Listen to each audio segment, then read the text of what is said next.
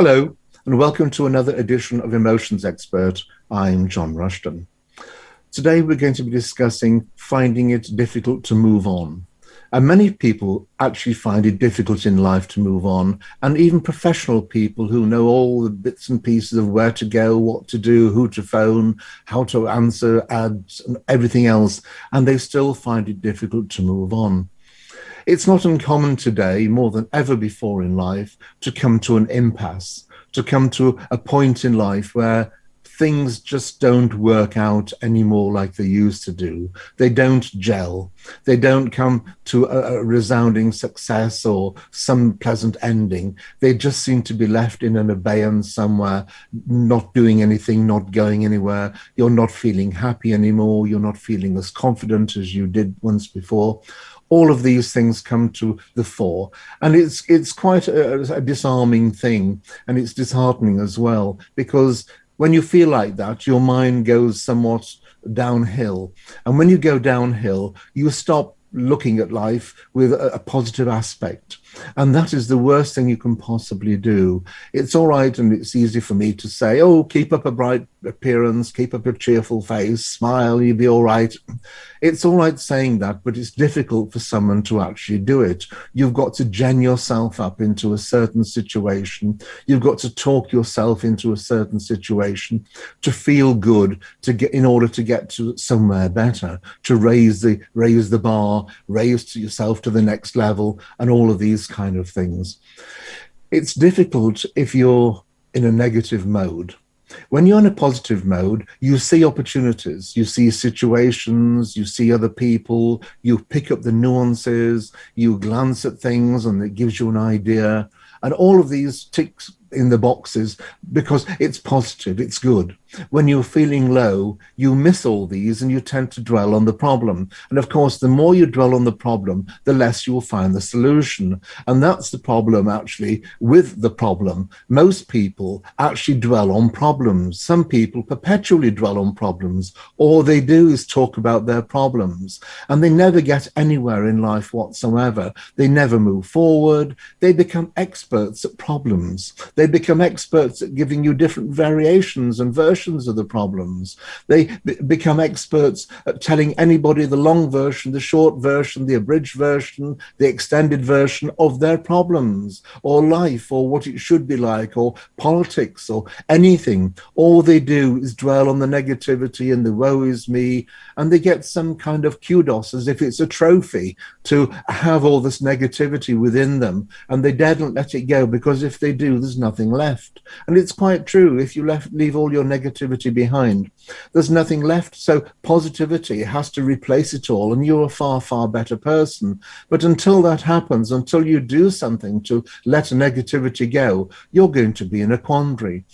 When life presents itself to you and it's not a very good situation, and you think, well, shall I leave the company? Or maybe the company is not in a good stead and you may be made redundant or whatever.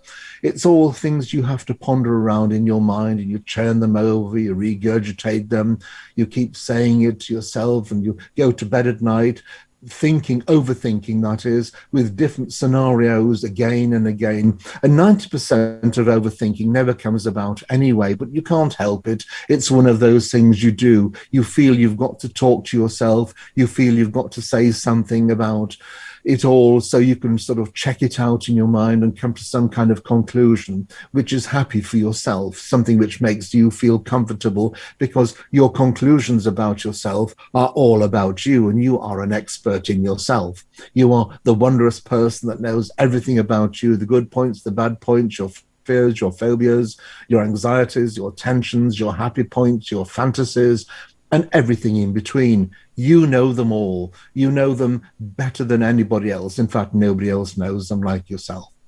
One of the things you need to do, at least, is to get out of the habit of overthinking. It's to look at life more in a pragmatic type of way and actually see what is out there. Where would you like to go? Does it mean a career change? Does it mean actually stepping sideways as opposed to stepping forwards? Because sometimes stepping sideways can mean you will go forwards in a better and a different environment. It's a case of you have to take stock of yourself. What didn't you like with the job you're currently in, or the previous one, or the previous one, or all of them, in fact? What are the bits and pieces you like about yourself and your job? Is it a time constraint? Is it people you work with? Are you a team player? Are you a solo player?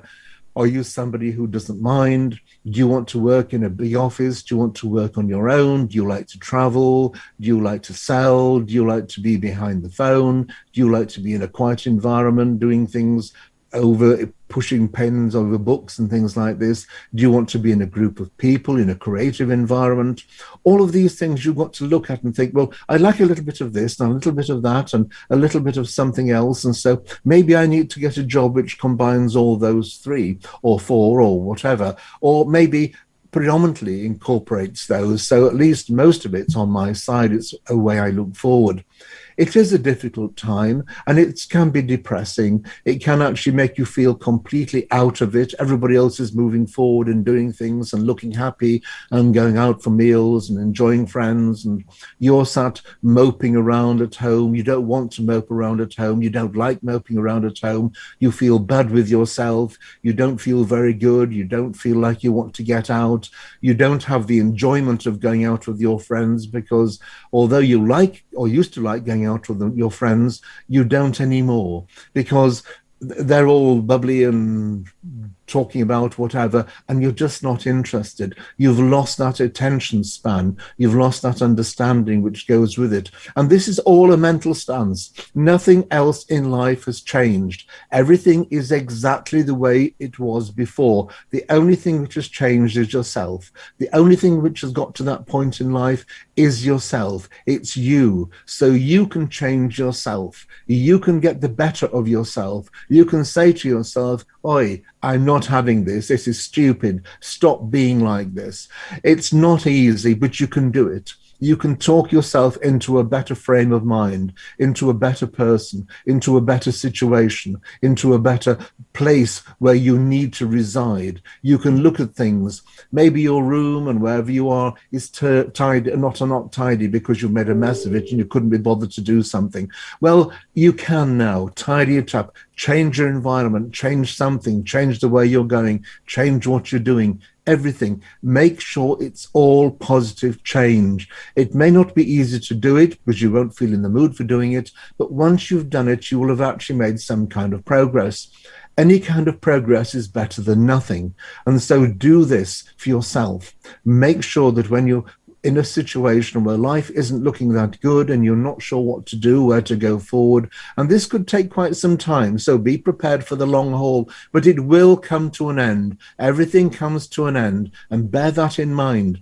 And quite often when you've gone through the long haul, you've actually recognized things about yourself which you never did before. Things have come to the fore. You've understood things about yourself, life, how things are. So at the end of it all, it's not been a worthless exercise. It's been something which has made you grow and you felt better about it. And although the pattern of going through it may not have been very exciting, at least subliminally, you've picked it all up. You're a far, far better person. But do something. Don't dwell on negativity or woe is me, oh, why me? All this stupid, pathetic, useless conversation. Stop it immediately.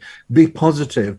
Be positive when you want to burst into tears. Still be positive. I don't care if I'm going to burst. I'm still going to smile at the end of it all. I am going to be happy. I'm going to be marvelous, wonderful, super, terrific, sensational, and all of these superlatives. You're going to be absolutely wonderful because it will come to an end. You will find light at the end of the tunnel. You will find something which is wonderful. It doesn't matter if it's a temporary thing and it's a stepping stone. It will happen. And that stepping stone is sometimes very good because it gets you back into where you were before very, very quickly. And then you can move on from there. So do this to yourself. Be good to yourself. Think positively and positive things will happen.